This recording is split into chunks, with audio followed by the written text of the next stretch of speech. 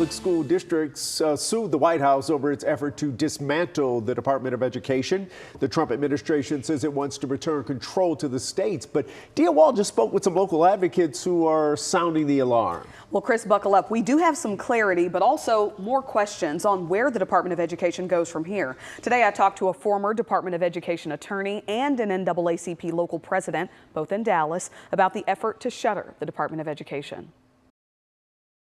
President Trump has signed an executive order to dismantle the Department of Education. Our goal is to make sure that we are providing the best education for students in our country. In part by slashing employees. There is no oversight. Who is going to oversee what it is that the states are doing? Who do you go and complain to? That used to be people like Sharia Smith. I am the president of the American Federation of Government Employees, Local 252. Handling cases in the Office of Civil Rights, free to families. The majority of our work is actually dedicated to Title II enforcement, so the protection of students with disabilities. Those complainants have no idea where their complaints are going or if they're going anywhere. The Trump administration says moving forward, the Department of Health and Human Services will handle funding for special education students under IDEA, or the Individuals with Disabilities Education Act, which guarantees those students access to a free,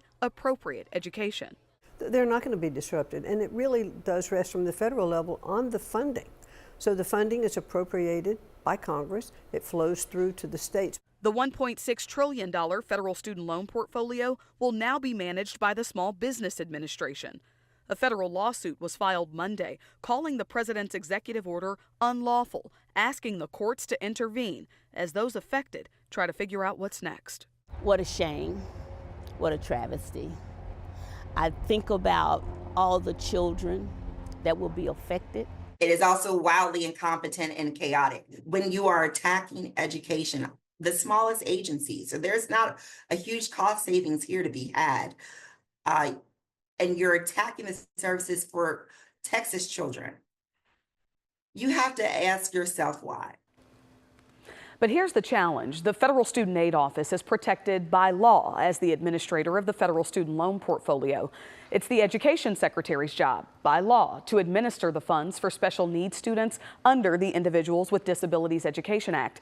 The DOE even has an Office of Special Education and Rehabilitative Services. And there are questions if those can all be moved without congressional approval. Secretary McMahon said on CNN, if they need to change the law or work with Congress, they'll find out. Chris? All right. Thank you, Dia.